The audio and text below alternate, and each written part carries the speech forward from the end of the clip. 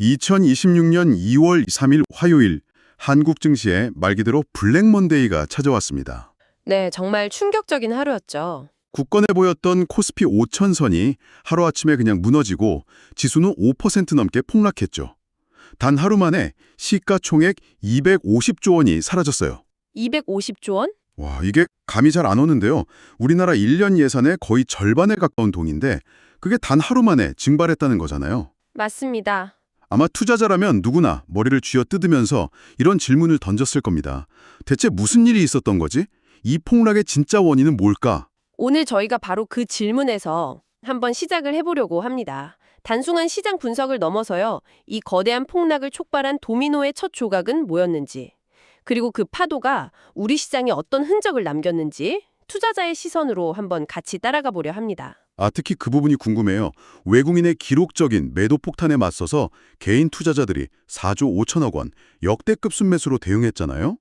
이 거대한 충돌의 의미도 함께 짚어봐야겠죠? 물론입니다. 좋습니다. 거대한 파도에 휩쓸려간 자산들의 잔해 속에서 우리는 오히려 새로운 기회와 위협의 지도를 발견할 수 있을 겁니다. 요동치는 시장의 표면 아래 거시경제의 큰 흐름까지 한번 깊이 파고들어 보겠습니다. 자, 그럼 그날 블랙 먼데이로 시간을 되돌려 볼까요? 네, 그날 시장은 시작부터 거의 패닉 상태였습니다. 코스피 지수가 5.26%, 코스닥은 4.44% 급락했고 일시적으로 매도를 막는 사이드카까지 발동됐죠. 네. 이런 공포의 진원지는 외국인이었습니다. 하루에만 2조 5천억 원어치를 팔아치웠는데 이게 2달여 만에 가장 큰 규모였어요. 시장을 이렇게 패닉으로 몰아넣은 투매의 시작이 미국에서 온 한 사람의 이름 때문이었다는 게 전 정말 믿기지가 않는데요. 그렇죠. 차기 미 연준 의장으로 케빈 워시 전 이사가 지명됐다는 소식. 아니, 사람 이름 하나가 어떻게 250조 원을 증발시킬 수 있는 거죠? 시장이 그 정도로 예민하게 반응한 진짜 속내가 뭘까요? 바로 그 지점이 이번 사태의 핵심입니다. 이 케빈 워시라는 인물은 과거 발언들을 통해서 시장에서 대표적인 매파, 매파요? 네, 즉 긴축적인 통화 정책을 선호하는 인물로 알려져 있습니다. 시장은 그의 지명 소식을 듣자마자 이제 금리 인하 기대감은 끝났구나 라고 판단한 거죠. 아하. 그 판단은 곧바로 달러 가치의 급등, 즉 달러 강세로 이어졌습니다. 알겠습니다. 달러가 세상에서 가장 안전한 돈이 되니까 반대로 금이나 은 같은 다른 실물 자산의 가치는 뚝 떨어졌겠군요. 정확합니다. 그런데 그게 어떻게 한국 증시 폭락으로 이어지는 건가요? 그 연결고리가 궁금합니다. 여기서 이제 마진콜이라는 무서운 단어가 등장합니다. 마진콜이요? 네, 금이나 은 같은 자산을 담보로 빚을 내서 파생 상품에 투자했던 큰 손들이 있었는데 담보 가치가 폭락하니까 증권사에서 전화가 온 겁니다. 돈을 더 채워 넣지 않으면 우리가 당신 자산을 강제로 팔아버리겠다고요. 그게 바로 마진콜이군요. 빚내서 투자한 사람들한테 돈 더 내놔라 하고 전화가 온다는 뜻이네요. 맞습니다. 그럼 그 투자자들은 급하게 현금을 만들어야 했을 테고요. 바로 그거죠. 그리고 그들이 가장 빠르게 또 가장 쉽게 현금화할 수 있는 자산 중 하나가 바로 한국을 포함한 신흥국 주식, 특히 최근 상승세가 가팔랐던 반도체 주식이었습니다. 결국 지구 반대편에서 터진 마진콜을 막기 위한 현금 확보용 매물이 한국 증시에 폭탄처럼 쏟아진 거죠. 시장의 불안감을 보여주는 공포지수가 5년 만에 최고치를 찍을 정도였으니까요. 와, 듣고 보니 정말 아찔하네요. 그러니까 결국 한국 증시가 우리 기업들의 펀더멘털과는 아무 상관없이 지구 반대편의 파생상품 투자자들이 급전이 필요해지니까 가장 먼저 돈을 빼가는 글로벌 ATM이 되어버린 거네요. 아주 정확한 비유입니다. 그런데 이 거대한 외국인의 현금 인출 공세에 온몸으로 맞서 싸운 주체가 있었습니다. 바로 개인 투자자, 개미들이었죠. 그 부분이 정말 드라마틱합니다. 외국인이 던진 2조 5천억 원의 폭탄을 훌쩍 뛰어넘는 무려 4조 5,874억 원을 개인이 순매수했어요. 역사상 최대 규모라고요? 이거 공포에 질려서 함께 도망친 게 아니라 오히려 이때가 기회다라고 보고 뛰어든 거대한 반격이었습니다. 도대체 이 엄청난 자신감과 자금은 어디서 나온 걸까요? 그 배경에는 포모, 즉 소외 공포 심리가 아주 짙게 깔려 있습니다. 포모. 네, 1월 내내 증시가 연일 최고치를 경신하는 걸 그저 지켜만 보던 개인들의 초조함이 극에 달했던 거죠.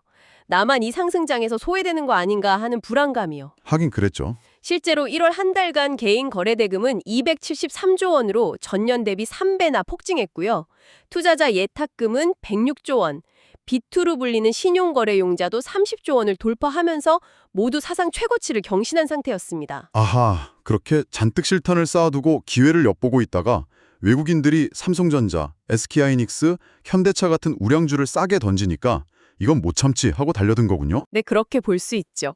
물론 전문가들은 단기 급등에 따른 피로감이 쌓인 상태였다고 분석하기도 합니다만, 그렇죠.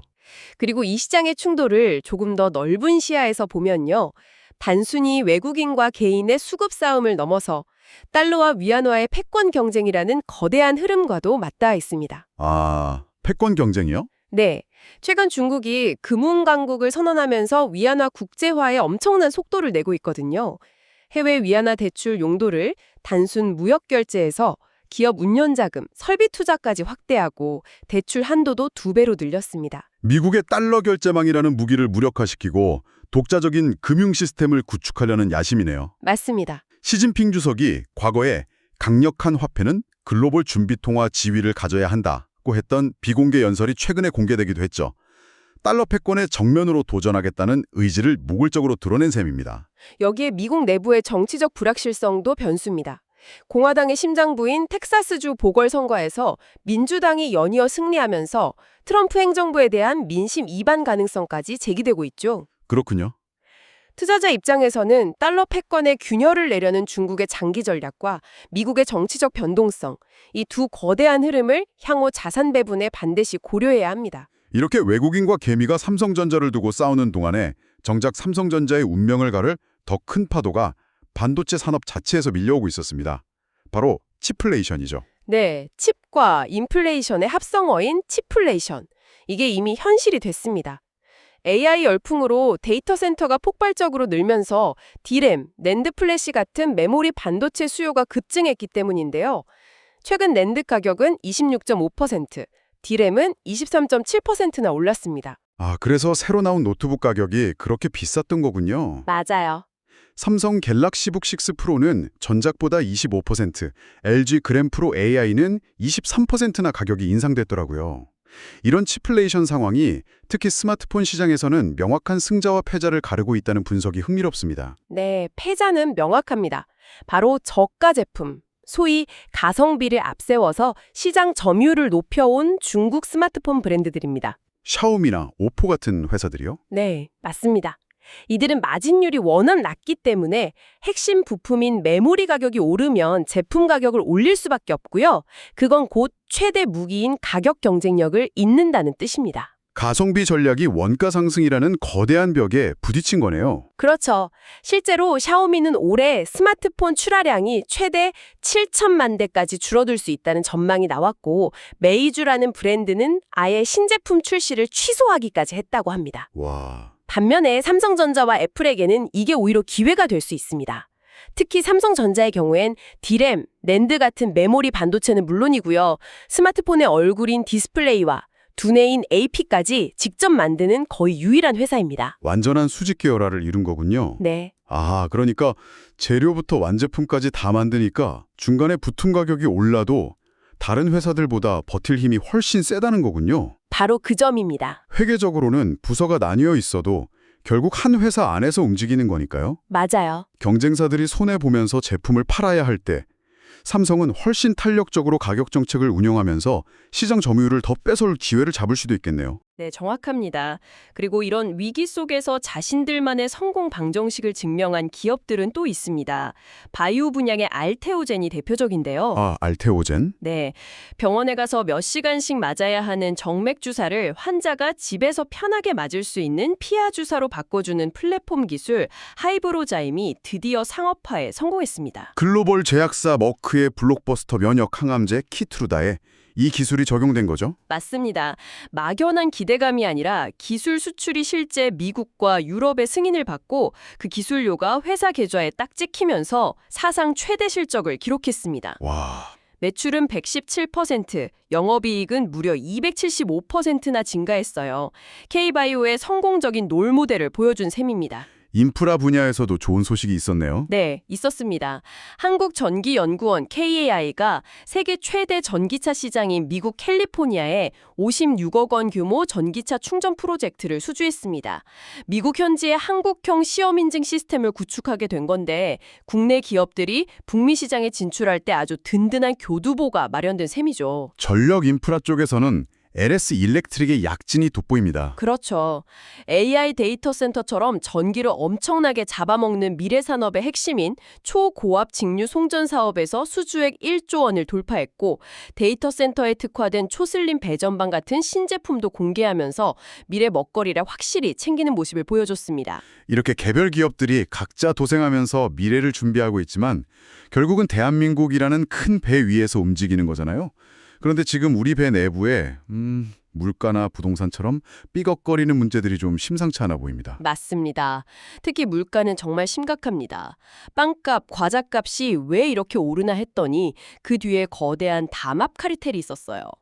검찰이 6년간 무려 10조 원 규모의 밀가루와 설탕 가격 담합 업체를 대거 기소했는데 밀가루가 6조, 설탕이 3조 원 규모예요. 와, 10조 원이요? 이건 뭐 거의 범죄 영화 수준인데요. 수사 과정에서 드러난 증거인멸 정황은 더 충격적입니다. 이들이 공정위를 공선생이라고 부르면서 공선생한테 들키면 안 되니까 연락은 자제하자라고 입을 맞춘 녹취록까지 확보됐다고 합니다. 세상에. 결국 우리도 모르는 사이에 이 보이지 않는 손이 우리 지갑을 계속 털어가고 있었던 셈이죠. 여기에 설상가상으로 설 명절을 앞두고 구제역, 조류 인플루엔자 같은 가축 전염병까지 확산되면서 한우, 돼지고기 가격도 급등하고 있습니다. 맞아요. 한우 양지 가격이 1년 새 11%나 뛰었다고 하니 정부가 부랴부랴 할인 상품권을 푸는 것 말고는 뾰족한 수가 없어 보입니다. 물가만큼이나 복잡한 건 부동산 정책입니다. 지금 시장에서는 규제 강화와 완화 신호가 동시에 나오면서 혼란이 커지고 있어요. 네네. 한편에서는 금융당국이 가계부채를 잡기 위해 고액 전세대출이나 1억 원 이하 대출에도 DSR 규제를 적용하겠다고 으름장을 놓고 있습니다. 대출 문턱을 높이겠다는 거죠. 그런데 다른 한편에서는 청와대가 다주택자 양도세 중과는 예정대로 5월에 끝낸다고 못 박으면서도 정부는 주택 공급을 늘리기 위해 수도권에 집을 지을 때 그린벨트 해제 총량제를 5년간 면제해 주기로 했어요. 그렇죠. 한쪽에선 문을 잠그고 다른 쪽에선 창문을 열어주는 격인데 투자자 입장에선 도대체 어느 장단에 맞춰야 할지 모르겠습니다. 더 큰 문제는 계획의 부재입니다. 용산이나 과천 경마장 부지에 수만 호의 주택 공급 계획을 발표했지만 정작 가장 중요한 광역교통 대책은 여전히 불투명합니다. 또 선공급 후교통 문제. 네, 그 문제가 재현될 수 있다는 우려가 크죠. 이런 정책적 불확실성은 건설주나 금융주 투자에 신중함을 요구하는 강력한 시그널로 읽어야 합니다. 마지막으로 살펴볼 우리 내부의 변수는 사람, 바로 노동시장의 문제입니다. 요즘 파리바게트나 편의점만 가도 키오스크가 사람을 대신하고 있는데 이젠 단순히 결제만 하는 기계를 넘어서 24시간 무인 매장을 운영하고 과일이나 굿즈를 파는 새로운 플랫폼으로 진화하고 있더군요. 네, 이런 자동화의 확산은 인건비 상승에 대응하기 위한 기업의 생존 전략이지만 그 그늘에는 일자리 문제가 있습니다. 구직 활동 자체를 포기한 쉬었음 청년이 70만 명에 달합니다. 70만 명이요? 네, 상황이 이렇다 보니 정부가 국세 체납 관리단 같은 단기 일자리라도 만들어서 사회 경험의 기회를 주려고 고심하고 있을 정도입니다. 임금 격차도 심각한 문제죠. 전문대를 졸업한 20대 청년의 월 평균 임금이 167만 원으로 전체 20대 평균의 71% 수준에 불과하다고 합니다. 대부분 9인 이하의 영세 사업장에 몰려있기 때문이죠. 이런 구조적인 문제가 해결되지 않는 한 우리 경제의 활력을 기대하기는 어려울 것 같습니다. 자, 오늘 정말 숨가쁘게 달려왔습니다. 미국 연준 의장 후보의 이름 하나에서 시작된 파도가 전 세계 금융시장을 거쳐 한국 증시를 어떻게 덮쳤는지, 그리고 그 거대한 충격파 속에서 외국인과 개인이 어떻게 상반된 선택을 했는지 그 과정을 생생하게 따라가 봤습니다. 그리고 그 시장의 충돌 이면에서 벌어지는 산업 지형의 재편, 치플레이션이 삼성전자에게는 기회가, 중국 업체에게는 위기가 될 수 있다는 점을 확인했죠. 네. 더 나아가 중국의 위안화 패권 전략과 우리 내부의 물가, 부동산, 노동 문제라는 복잡한 방정식까지 함께 풀어봤습니다. 오늘 이야기를 마무리하며 당신께 마지막 질문을 하나 던지고 싶습니다. 이번 폭락장에서 외국인은 거시경제지표라는 큰 지도를 보고 한국 시장을 떠났고 개인은 기업의 펀더멘털이라는 나무를 보고 시장에 뛰어들었습니다. 단기적으로는 시장이 큰 충격을 받았지만 시간이 흐른 뒤 우리는 과연 누구의 판단이 옳았다고 평가하게 될까요? 결국 이번 사태는 우리 같은 투자자들에게 아주 근본적인 질문을 던지는 것 같아요. 외국인처럼 거대한 파도의 흐름을 읽고 올라타야 하는가? 아니면 개인들처럼 뚝심 있게 기업의 내재 가치를 믿고 버텨야 하는가? 네. 정답은 없겠죠.